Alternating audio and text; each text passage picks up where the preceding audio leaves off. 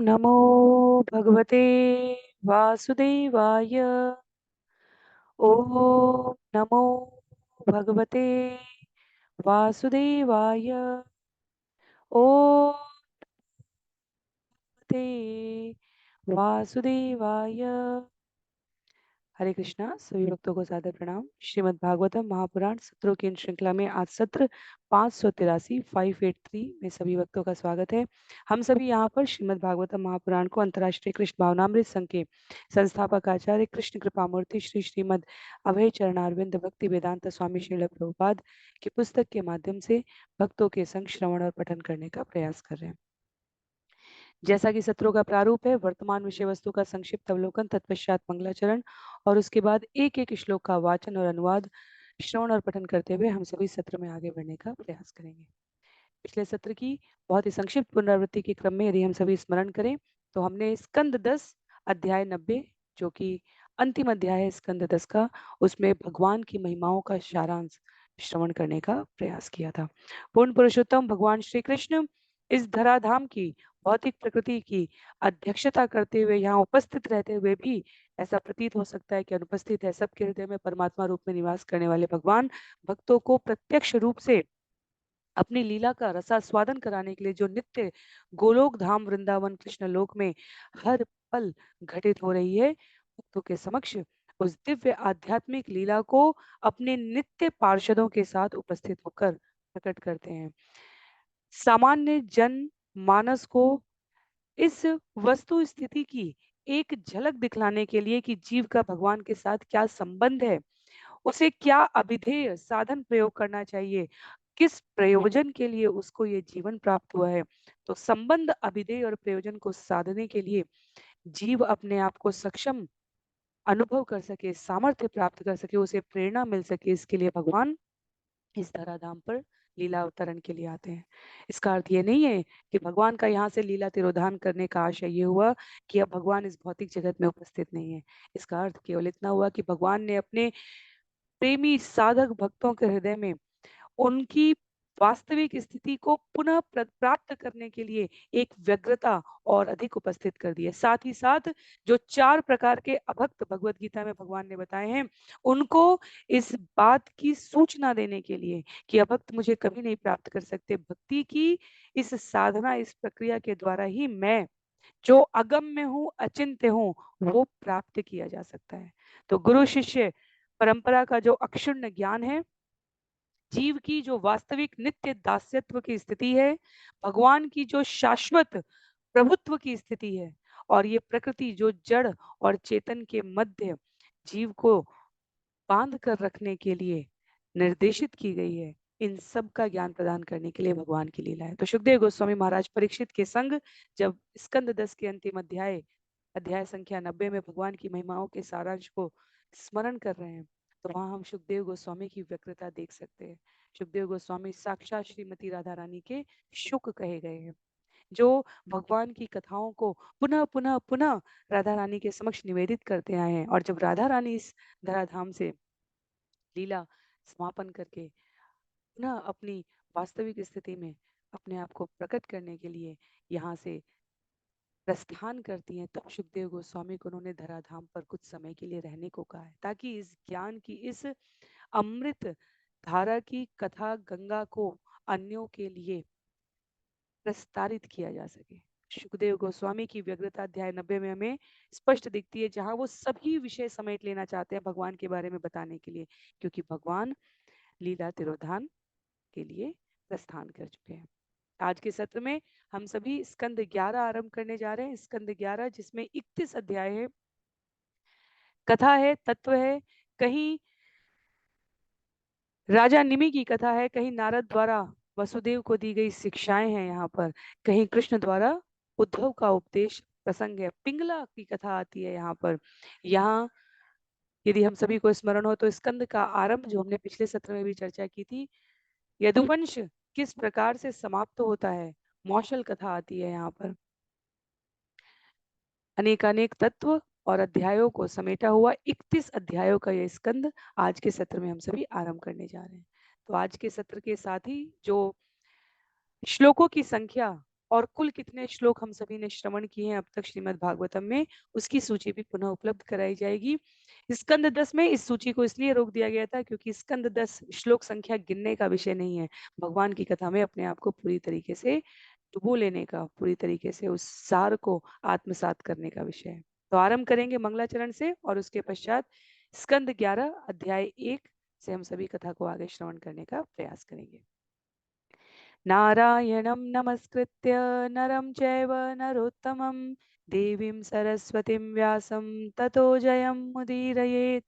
शृण्वतां स्वकथा कृष्ण पुण्यश्रवणकीर्तन यद्यन्तस्थो यभद्राणि विधुनोति सुयत्स्यतां नष्टप्रायेषु भद्रेषु नित्यं भागवत सेवया भगवत्युत्तमश्लोके भक्तिर्भवति नैष्टिकी। ॐ अज्ञानतिमिरान्धस्य ज्ञानाञ्जनशलाकया चक्षुन्मीलितं येन तस्मै श्रीगुरुवे नमः। मूकं करोति वाचालं पङ्गुं लङ्घयते गिरिं यत्कृपातमहं वन्दे परमानन्दमाधवं। वाञ्छाकल्पतरुभ्यश्च कृपा सिन्धुभ्य एव च पतितानां पावनेभ्यो वैष्णवेभ्यो नमो नमः। जय श्री कृष्ण चैतन्य प्रभु नित्यानंद श्री अद्वैत गदाधर श्रीवासादि गौर भक्त वृंद। हरे कृष्ण कृष्ण कृष्ण हरे हरे, हरे राम राम राम हरे हरे। हरे कृष्ण कृष्ण कृष्ण हरे हरे, हरे राम राम राम हरे हरे। हरे कृष्ण कृष्ण कृष्ण हरे हरे, हरे राम राम राम हरे हरे। हरे कृष्णा। पुनः सभी को सादर प्रणाम। सत्र 583 583 में हम सभी आज स्कंद 11 अध्याय 1 आरंभ करने जा रहे हैं। अध्याय 1 जिसका नाम है यदुवंश को श्राप। 24 श्लोकों के इस अध्याय को आरंभ करते हुए सुखदेव गोस्वामी कहते हैं, श्री शुकुवाच कृत्वा दैत्यवधं कृष्ण स राम यदुभिवृत भुव अवतारयत् भारं जविष्ठं जनयन् कलिम्। श्री सुखदेव गोस्वामी ने कहा, भगवान श्री कृष्ण ने बलराम से मिलकर तथा यदुवंशियों से घिरे रहकर अनेक असुरों का वध किया।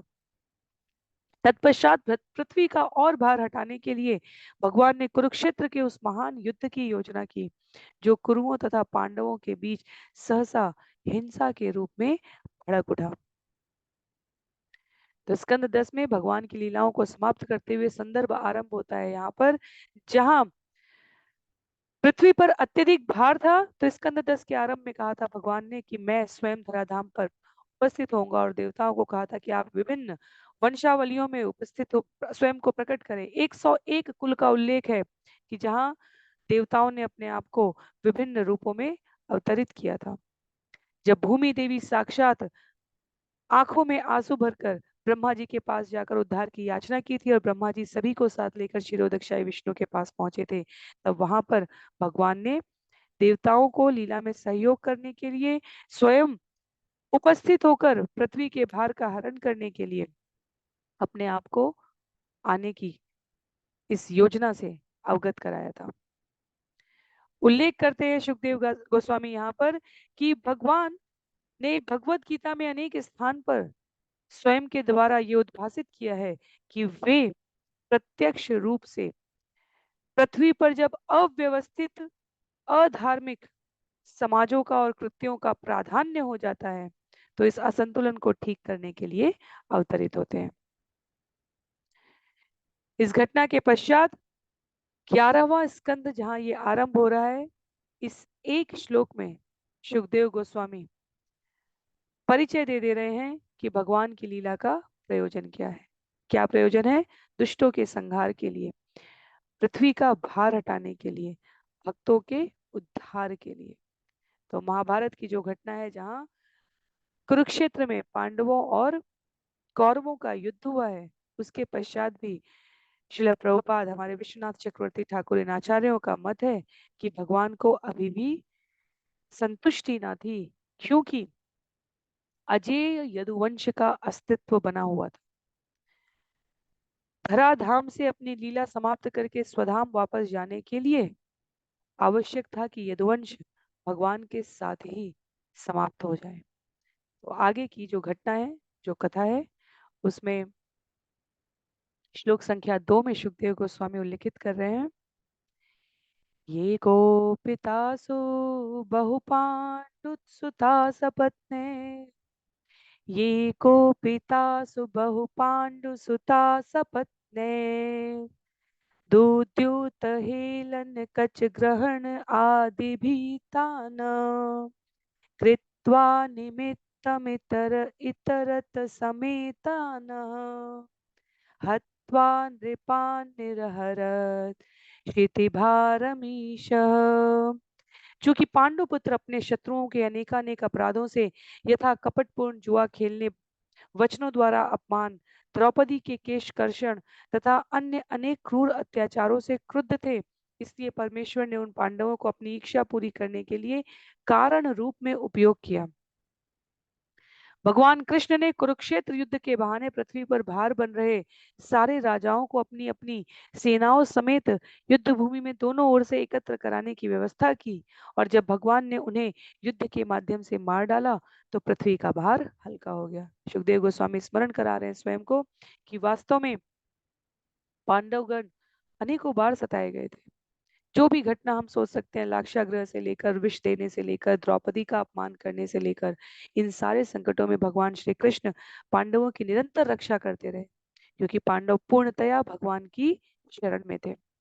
और कुरुक्षेत्र के युद्ध के पूर्व भी वास्तव में भगवान का संपूर्ण प्रयास, चाहे वह वृंदावन में रहा हो, चाहे मथुरा में, और चाहे द्वारका में, असुरों के उद्धार से संबंधित रहा। तो इन सब घटनाओं के पश्चात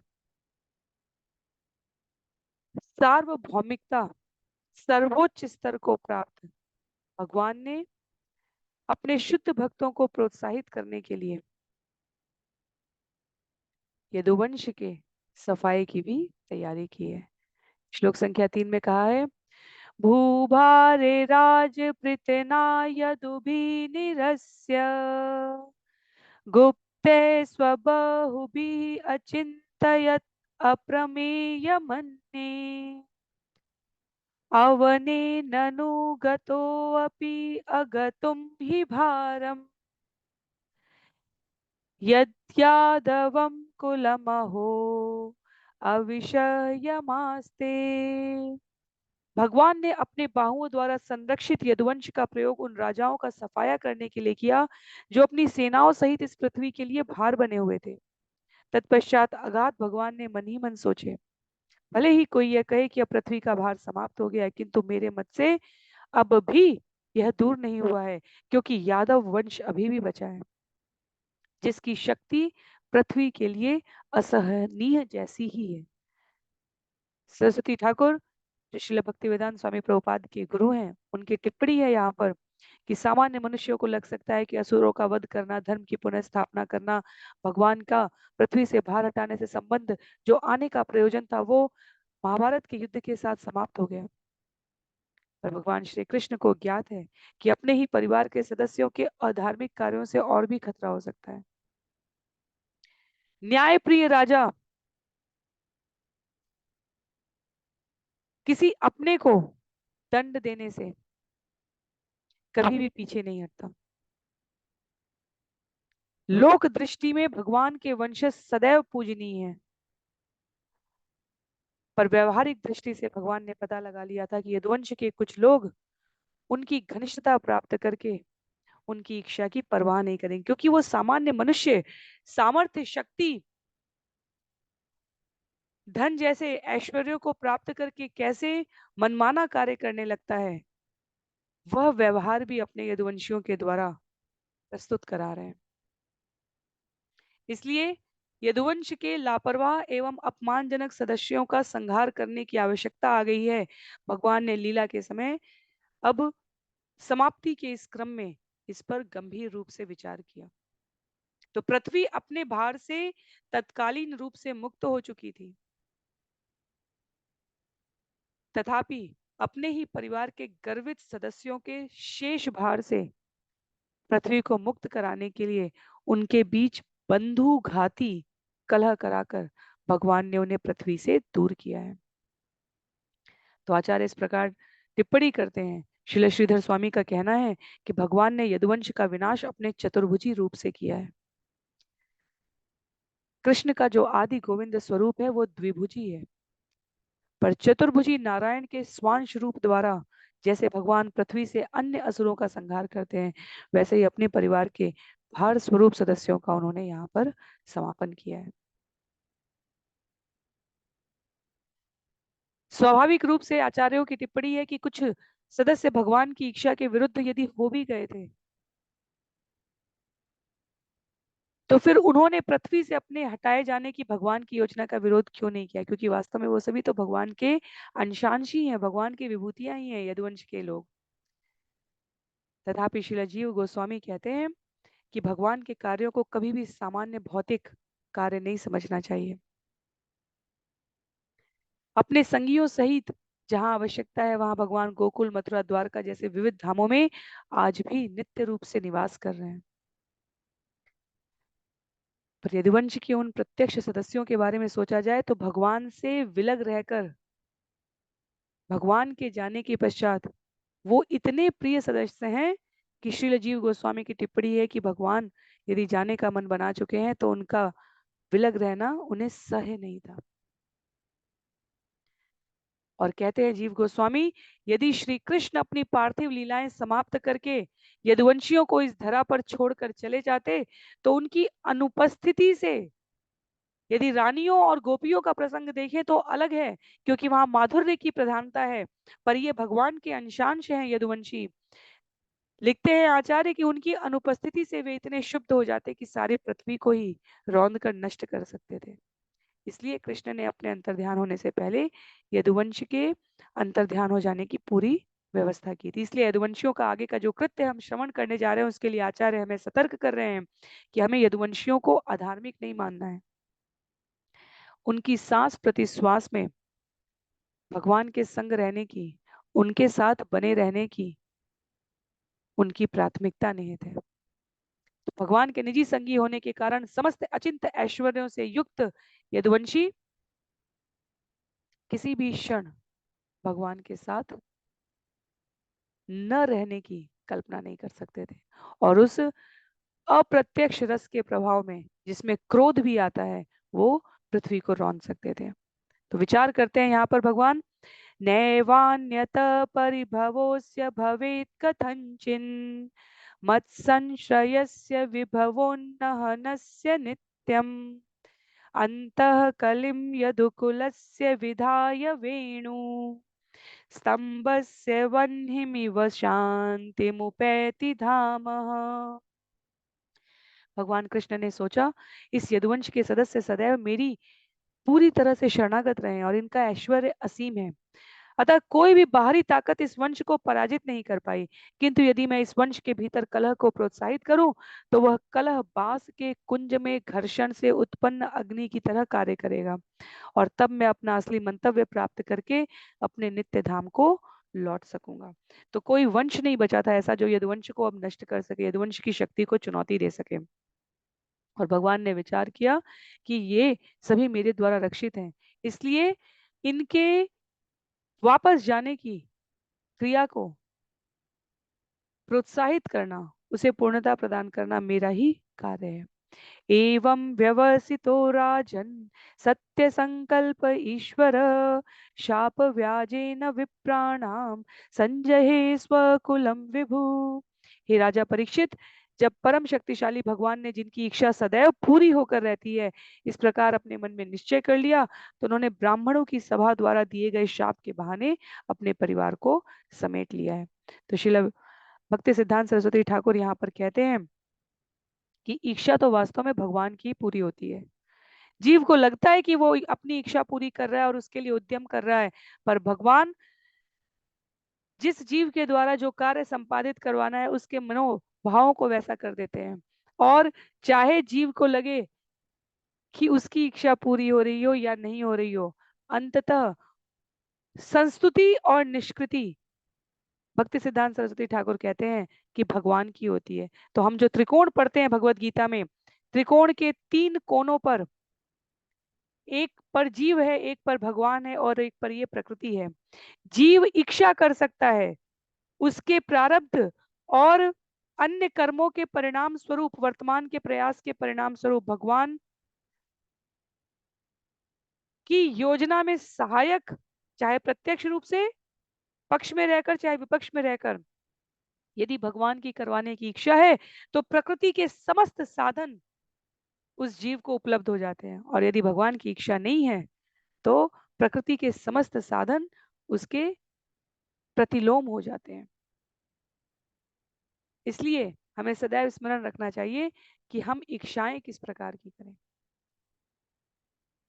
संस्तुति, स्वीकृति और निष्कृति में अंतिम इच्छा भगवान की है। तो भगवान श्री कृष्ण चंद्र के मनोभाव जो सदैव पूरे होते हैं, उन्होंने विचार कर लिया कि अब समय आ गया है, यदुवंशी किसी और के द्वारा नष्ट नहीं किए जा सकते। तो जैसे बांस में आपस में ही घर्षण हो जाता है और पूरा का पूरा वन जल के राख हो जाता है, वैसे ही इन वंशजों को जो अब पथभ्रष्ट जैसे प्रतीत से हो रहे हैं, क्योंकि वे भगवान के प्रतिनिधि बनकर भगवान की इच्छा को संपूर्ण करने के लिए यहाँ उपस्थित हैं। मदान्ध जीव कैसा व्यवहार करता है, ऐसे कृत्यों में यदुवंशी दृष्टिगोचर होने लगे थे। श्लोक संख्या 6 और 7 में कहते हैं, स्वमूर्त्यालोकलावण्य निर्मुक्त्यालोचनं नृणां गिर्भिस्ता स्मरतां चित्तं पदस्थानीक्षतां क्रिया आक्षिप्य कीर्तिं शुश्लोकां वितत्य ह्याञ्जसानुको तमोऽन्यातरिष्यन्ति इति अगात् स्वपदमीश्वर। भगवान श्री कृष्ण समस्त सौंदर्यों के आगार हैं, सारी वस्तुएं उन्हीं से निकलती हैं और उनका स्वरूप इतना आकर्षक है कि वह अन्य सारी वस्तुओं से आंखों को हटा देता है।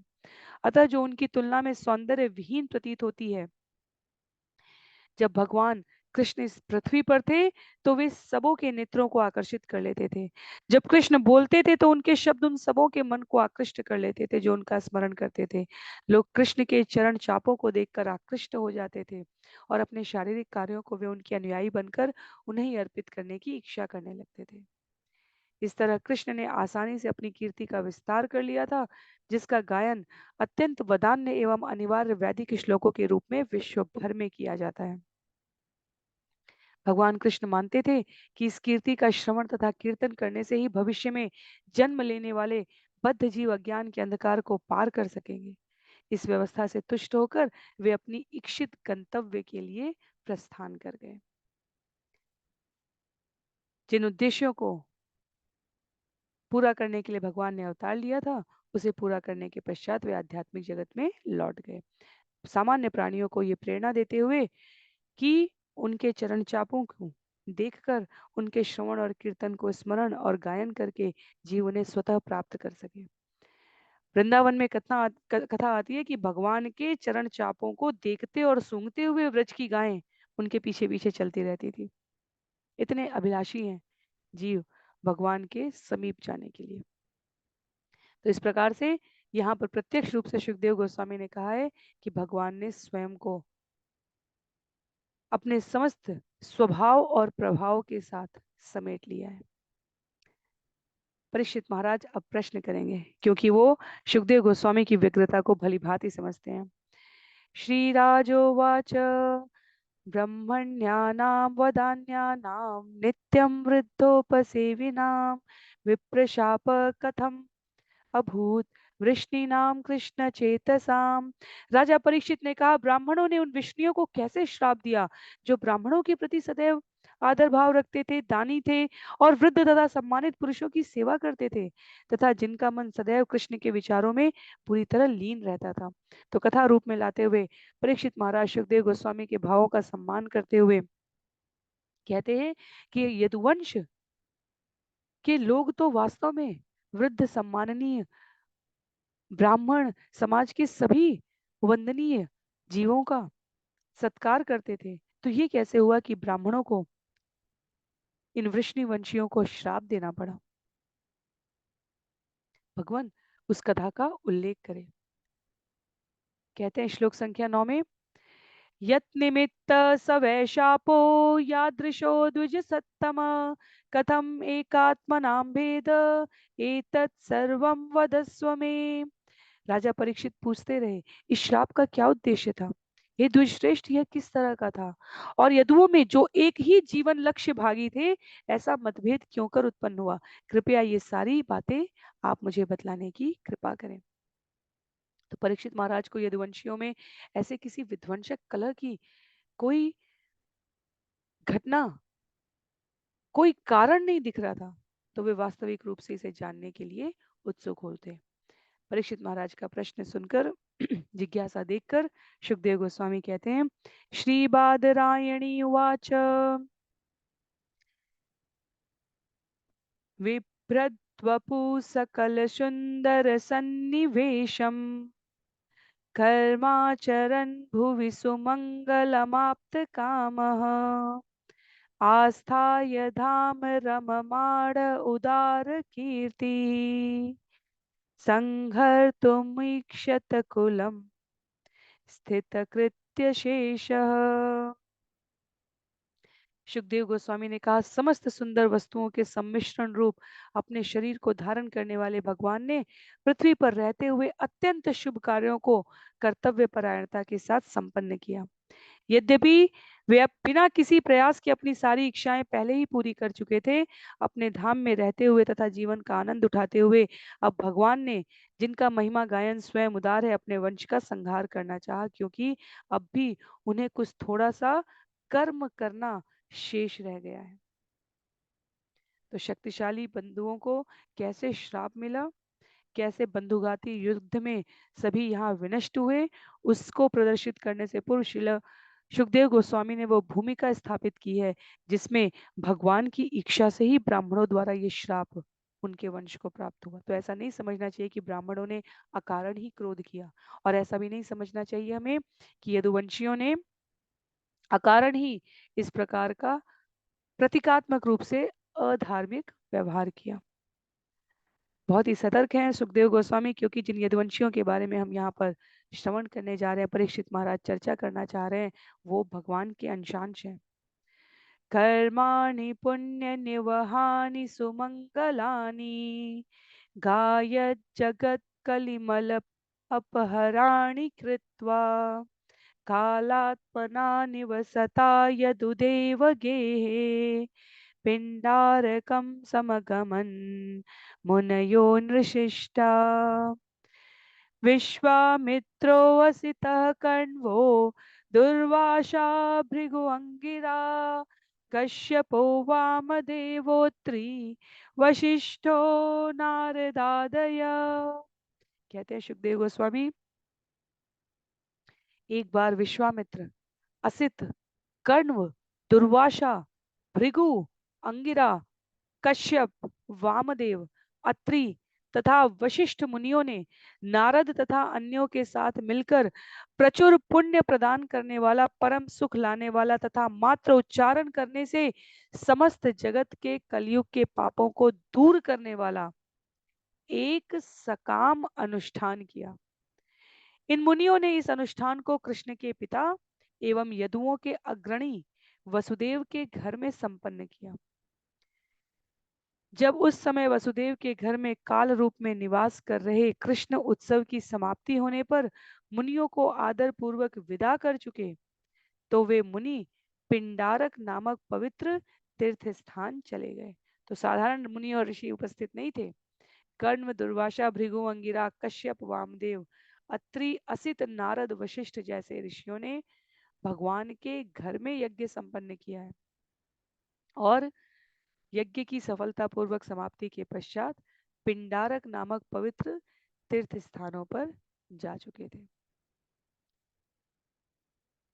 ये यज्ञ इतना शक्तिशाली था कि इस अनुष्ठान की महिमा गायन से कलयुग के सारे पाप दूर हो जाते हैं, श्री श्रीधर स्वामी कहते हैं यहाँ पर।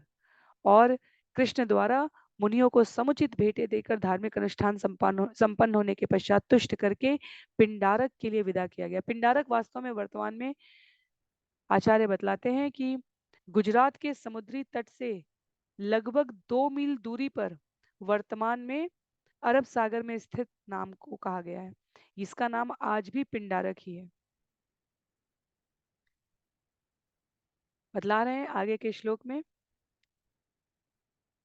परीक्षित महाराज की जिज्ञासा का समाधान करते हुए सुखदेव गोस्वामी क्रीडंत तान उपव्रज्य कुमारा यदुनंदना उपसंगृह्य पप्रक्षु अविनीता विनीतवत् ते वेशयित्वा स्त्रीवेशे सांबं जाम्बवती सुतम् एषा पृच्छति वो विप्रा अंतर्वत्न्यसि ते क्षणा प्रष्टुम विलज्जति साक्षात् प्रभूतामोघ दर्शना प्रसोष्यन्ति पुत्र कामा किम स्वित्सिज्जन्नयिष्यति। उस तीर्थ स्थान में यदुवंश के तरुण बालक जाम्बवती के पुत्र सांब को स्त्री के वेश में ले आए थे। उन बालकों ने खिलवाड़ करते हुए वहां पर एकत्र महामुनियों के पास पहुंचकर उनके चरण पकड़ लिए और बनावटी विनयशीलता से उद्दंडता पूर्वक उनसे पूछा, हे विद्वान ब्राह्मणों, यह श्याम नेत्रों वाली गर्भिणी स्त्री आप लोगों से कुछ पूछना चाहती है। वह अपने विषय में पूछने में अत्यधिक लजा रही है। वह शीघ्र ही बच्चे को जन्म देने वाली है और पुत्र प्राप्त करने के लिए अत्यंत इच्छुक है। चूंकि आप सभी अच्युत दृष्टि वाले महामुनि हैं, अतः कृपा करके हमें बतलाएं कि इसकी संतान बालिका होगी या बालक होगा। तो ये भक्ति सिद्धांत सरस्वती ठाकुर की टिप्पणी है यहाँ पर कि यदुवंशी बालकों का ये उद्दंड व्यवहार भगवान श्री कृष्ण के मार्ग से विचलन का द्योतक था। जैसे वर्तमान कलयुग में जो सहजिया प्रकृति के साधक है वो भगवान को घनिष्ठ संगति में रखने का माध्यम समझते हुए अपने आप को उनके जैसा मानने लग जाते हैं, तो वो कभी भी कृष्ण की असली सेवा में नहीं रहते हैं। वैसे ही यदुवंशियों का छल यहाँ पर ऊपर से विनीत कहा गया है, अर्थात वो भीतर से विनीत नहीं थे। और भगवान के परिवार द्वारा वैष्णवों का ये उपहास किया जाना वास्तव में भगवत भक्तों के प्रति गंभीर अपराध के रूप में है।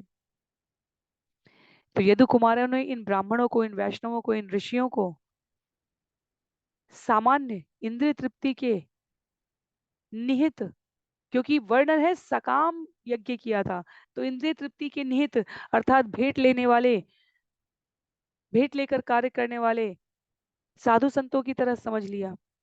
तो जाम्बवती पुत्र शाम्ब को स्त्री का वेश धारण करा के संत सभा का उन्होंने एक प्रकार से उपहास किया है। भगवान श्री कृष्ण अपने ही संगी सांब के द्वारा इस प्रकार के कृत्य में संलग्न होने का शिक्षा के रूप में सामान्य जनों को बतलाना चाहते हैं कि यदि यदुवंश जैसा कुल इस प्रकार के जीवों का पोषण करने लगे कि महान भगवत भक्तों के प्रति अपराध हो जाए, तो यदुवंश को भी विनाश का मार्ग देखना ही पड़ेगा।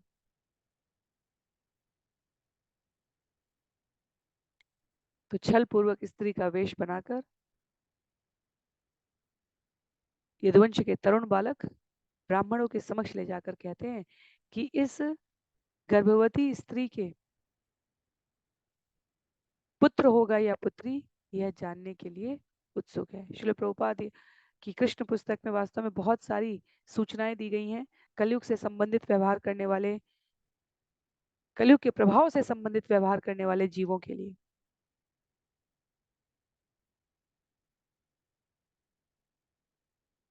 श्लोक संख्या 16 में सुखदेव गोस्वामी कह रहे हैं, एवं प्रलब्धा मुन्नन्य तानुचु कुपिता नृप जनयिष्यति व मंदा मूशलम कुलनाशनम। हे राजन, धोखे से इस तरह उपहास का पात्र बनाए गए मुनि क्रुद्ध हो गए और उन्होंने बालकों से कहा, मूर्खों, वह तुम्हारे लिए लोहे का एक मूसल जनेगी जो तुम्हारे समस्त कुल का विनाश करेगा। तो लोकाचार की भाषा में जिस प्रकार से क्रोधित होकर घर की बड़ी बूढ़ी माताएं अनुचित शब्दों का प्रयोग करती हैं। उस प्रकार से ऋषियों ने यहाँ पर कहा, पूरे कुल का नाश करने वाली मूसल को जनेगी ये सांब, जिसे तुम स्त्री के रूप में लाए हो। तो कहने का आशय है कि भगवान के वे मुनि उच्च कोटि के भक्त थे। यदुवंश के बालकों के द्वारा इस प्रकार मोहग्रस्त रूप से मूर्ख होकर ऐसा संबोधन करने का व्यवहार देखने के पश्चात उन्होंने शुद्धि के प्रचारक के रूप में अपनी स्थिति को संयोजित करते हुए, जो भी छद्म रूप से भक्त बनने का प्रयास करता है, छद्म रूप से विनीत बनने का प्रयास करता है, उनको कैसे प्रकृति के नियंत्रण में गति प्राप्त होती है, उसका उल्लेख है इस घटना से हमें पता चलता है। कहते हैं आचार्य, कभी कभी इस जगत में भी लोग गोपियों का वेश बनाकर व्यवहार करने लग जाते हैं। आदर्श नियमों का पालन किए बिना कृष्ण की लीलाओं में प्रवेश करने का दुस्साहस करते हैं। प्रेम भक्ति के नाम पर कभी कभी भक्त का रूप धारण करके सामान्य मनुष्य छद्म व्यवहार करते हुए अनाचार और व्यभिचार का प्रचार करने लग जाते हैं। सांब के तथाकथित गर्भ से लोहे के मूसल के जन्म लेने की यह घटना भगवान ने ऐसी छद्म भक्ति के घातक प्रभाव की शिक्षा देने के लिए भी कहा है। ये घटना वास्तव में प्रस्तुत करती है कि कोई यदि छद्म भक्त बनता है तो उसका क्या अंतिम परिणाम होता है। तश्रुत्वा ते यति संत्र ताविमुच्य सहसोदरम सांबस्य ददृशु तस्मिन् मूषलं खलु अयमयम्।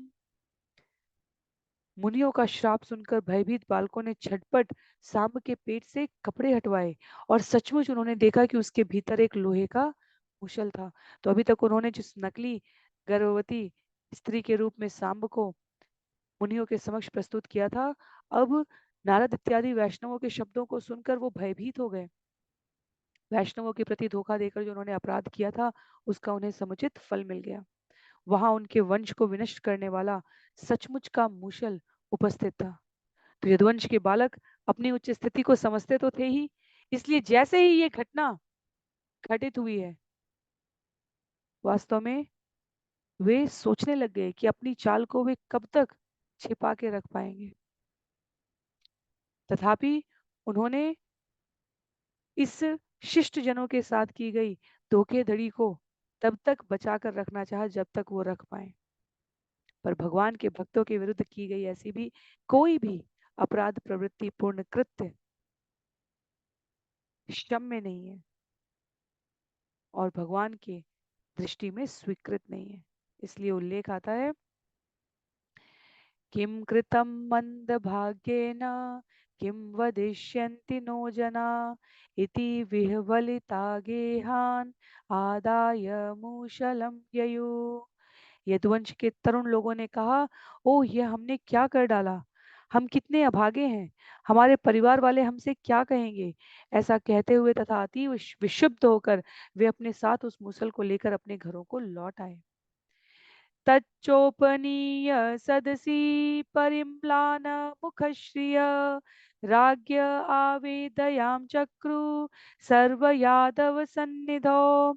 वे यदु बालक जिनके मुख की कांति पूरी तरह फीकी पड़ चुकी थी, उस मूशल को राजसभा में ले आए और समस्त यादवों की उपस्थिति में उन्होंने राजा उग्रसेन से जो कुछ घटना घटी थी वह कह सुनाई। तो वह यह भली भांति समझ चुके थे कि अब उनके द्वारा ऐसा कुछ भी आगे बिना बड़ों के मार्गदर्शन के नहीं किया जा सकता, क्योंकि ऋषियों का श्राप, उनके शब्द ब्रह्म है और अब उसको पलटने के लिए या उसका निराकरण करने के लिए उन्हें वंश के वयोवृद्ध की सलाह चाहिए।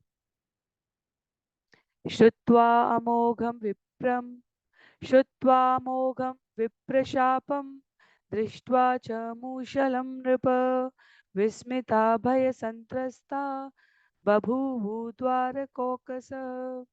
हे राजा परीक्षित, जब द्वारका वासियों ने ब्राह्मणों के अमोघ श्राप को सुना और मूषल को देखा तो वे भय से विस्मित तथा किंग कर्तव्य विमूढ़ हो गए। तच्चूर्णयित्वा मुशलं यदुराज स आहुक समुद्र सलिले प्रास्यल लोहम चास्यावशेषितम। मूसल को चूर चूर में तुड़वाकर यदुओं के राजा आहुक उग्रसेन ने स्वयं उन खंडों को तथा शेष बचे लोहे के टुकड़े को समुद्र के जल में फेंक दिया। राजा उग्रसेन ने सोचा कि श्याम तथा अन्यों को भय का, लज्जा का अनुभव नहीं होना चाहिए, और भगवान श्री कृष्ण से सलाह किए बिना उन्होंने मूसल के टुकड़े करके बचे हुए लोहे के छोटे टुकड़ों को नगण्य मानते हुए उन्हें समुद्र में फेंकने का आदेश दे दिया। पर जो भगवान के द्वारा रचित है, सृजित है, उसको पलट पाना असंभव है। कश्चित मत्स्य अग्रसीत लोहम चूर्णानि तरले ततः ऊह्यमानानि वेलायाम लग्नानि आसन किलोरेका। किसी मछली ने वह लोहे का टुकड़ा निकल लिया और लोहे के शेष खंड लहरों द्वारा किनारे पर लग गए, जहां पर वे ऊंचे तीक्ष्ण नरकटों के रूप में उग आए। तो वो क्या बन गए? जैसे घास के, दूब के समुद्र किनारे हम उगने की प्रक्रिया देखते हैं, वैसे ही वो लोहे के छोटे छोटे टुकड़े घास की तरह पतली पतली सीकों जैसे उग आए और वे तीक्ष्ण नरकट बन गए। श्लोक संख्या 23 में कहते हैं आचार्य, मत्स्यो गृहीतो मत्स्य घने जाले नान्ये सहस्रहार्णवे तस्योदरगतं लोहं सशल्ये लुब्धको अकरोत्। मत्स्यो गृहीत मत्स्यघ्ने जाले नान्ये सहार्णवे तस्योदरगतं लोहं सशल्ये लुब्धको अकरोत्। यह मछली अन्य मछलियों के साथ समुद्र में मछुआरे के जाल में पकड़ ली गई। इस मछली के पेट में स्थित लोहे के टुकड़े को जरा नामक शिकारी ले गया, जिसने उसे अपनी तीर की नोक में लगा लिया। तो मूसल का जो लोहे का टुकड़ा था वो वास्तव में किसके पास गया? उस शिकारी के पास गया। किस शिकारी के पास? जरा नामक शिकारी के पास, जिसके संबंध में कहा जाता है जनश्रुति, लोक श्रुति के आधार पर कि उसने भगवान के पैर में निशाना साधा था। भगवान ज्ञात सर्वार्थम ईश्वरोऽपि तदन्यथा कर्तुं नैक्षद विप्रशापम कालरूप्यन्नवमोदत। इन सारी घटनाओं की महत्ता को पूर्णतया जानते हुए, ब्राह्मणों के श्राप को पलट सकने में समर्थ होते हुए भी भगवान ने ऐसा करना नहीं चाहा। प्रत्युत काल के रूप में उन्होंने खुशी खुशी इन घटनाओं की स्वीकृति दी। तो नरकट के रूप में लोहे के चूर्ण समुद्र के किनारे उपस्थित हो चुके हैं और लौह खंड स्वयं जरा नामक शिकारी के पास आ चुका है, जिसने तीर की नोक में उस लौह खंड को लगा लिया है। तो काल के रूप में स्वयं भगवान उपस्थित हैं और उन्होंने प्रसन्नता पूर्वक इस ब्राह्मण श्राप की स्वीकृति दी है। वास्तव में उनके अतिरिक्त ब्राह्मणों के मुख से, जो उनके नित्य दास हैं, इस प्रकार के, उनकी अनुमति के बिना इस प्रकार के वचनों का उद्धरण हो पाना संभव ही नहीं था। तो भगवान के धराधाम से लोप होने की घटना का इस प्रकार श्रीमद् भागवतम संकेत कर रहा है। वास्तव में आचार्य कहते हैं कि कलयुग के प्रभाव को समयांतर पर और दूर करने के लिए चैतन्य महाप्रभु, क्योंकि जहां पर भगवान श्री कृष्ण ने ऋषियों के इन वचनों को स्वीकृति सहमति दी है, वहां से लेकर चैतन्य महाप्रभु के अवतरण तक के बीच में जो छद्म शिष्य परंपरा, जो छद्म रूप से स्वयं को भक्त रूप में दिखाकर सामान्य जनमानस को मूर्ख बनाने की परंपरा है, वो पूर्णतया समाप्त नहीं हो पाई। कलयुग का प्रभाव समय से और पीछे करने के लिए गौर सुंदर चैतन्य महाप्रभु अपनी इस मूसल घटना को व्यवहारिक रूप से सामान्य जनमानस में उसके प्रभाव से मुक्त कराने के लिए प्रकट होकर व्यक्त कर रहे हैं। तो दो घटनाएं यहाँ पर भागवतम के इस अध्याय की समाप्ति के क्रम में आचार्य उद्धृत करते हैं। भगवान श्री कृष्ण ने प्रत्यक्ष रूप से यदुवंशियों के नाश के साथ ये व्यक्त कराया कि कोई कितना भी प्रभावशाली, सामर्थ्यशाली, ऐश्वर्य से युक्त हो इस जगत में, यदि वो भक्तों के साथ कुव्यवहार करेगा तो उसके परिणाम से स्वयं को दूर नहीं रख पाएगा, विघटनकारी परिणाम से। और चैतन्य महाप्रभु के रूप में प्रकट होकर उन्होंने जो छद्म भक्त के रूप में व्यवहार करते हुए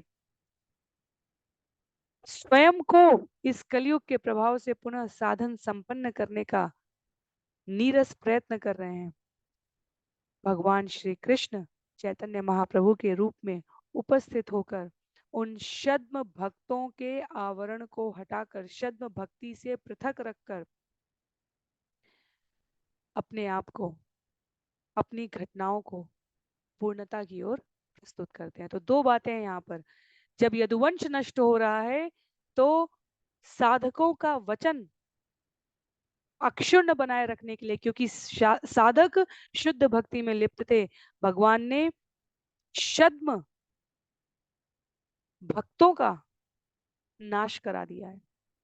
तो वहां ऋषि मुनि शुद्ध हैं तो छद्म भक्तों का नाश हो रहा है। और समयांतर पर कलयुग के प्रभाव में छद्म भक्त किसी भी प्रकार से और अनाचार व्यभिचार न कर सके भक्ति का आश्रय लेकर, इसलिए यदि वे संतों की वाणी और भगवत भक्ति को इस माया के प्रभाव में आकर नाना प्रकार के कर्मवाद और दर्शनों से युक्त करेंगे, तो चैतन्य महाप्रभु 48 वर्ष के जीवन काल में 6 वर्ष का समय लेकर दक्षिण भारत से लेकर उत्तर भारत तक अनेक अनेक यात्राएं करते हुए उस अप संप्रदाय के नष्ट को पुनः स्थापित करने के लिए प्रस्तुत हुए हैं। तो अध्याय यहाँ पर लगभग समाप्त हो गया है, स्कंद 11 का अध्याय 1, जहाँ पर ये मूसल घटना अतार्किक रूप से यदुवंशियों के द्वारा भगवान के ऐश्वर्य का अनुचित लाभ उठाते हुए शुद्ध भक्तों का उपहास करने के उपक्रम में वंश के नाश जैसी घटना से पूरा हो रहा है। और वहीं आचार्य प्रस्तुत करते हैं कि चैतन्य महाप्रभु प्रकट होकर पूर्ण पुरुषोत्तम भगवान के स्वरूप में ऐसे साधु संत जो अपने मनगढ़ंत बातों को भगवान के वचन कहकर सामान्य जनमानस को पीड़ित करना चाहें या छद्म भक्त बनकर भक्ति के वास्तविक स्वरूप को धूमिल करना चाहें, उनका नाश करने के लिए उपस्थित होते हैं।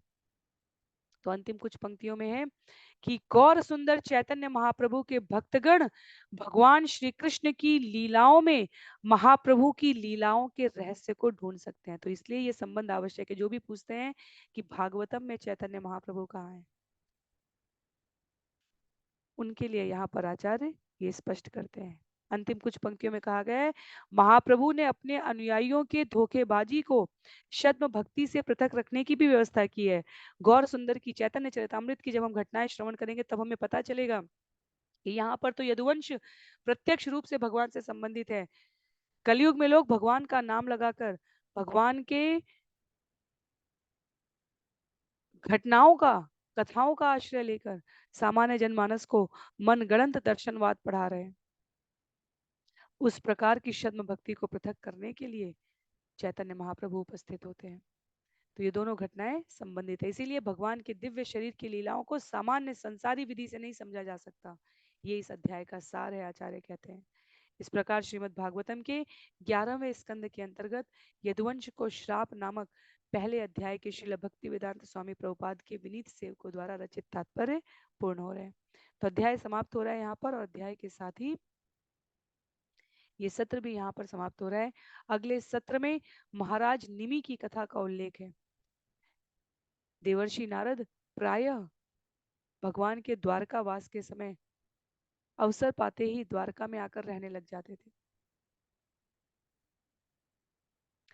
तो नारद मुनि, वसुदेव और महाराज निमि की घटना से संबंधित अध्याय 2 हम सभी अगले सत्र में श्रवण करने का प्रयास करेंगे, जहां 9 योगेंद्रों की भी कथा आती है। तो योगेंद्र किन्हें कहा गया उनके बारे में भी हम सभी श्रवण करेंगे।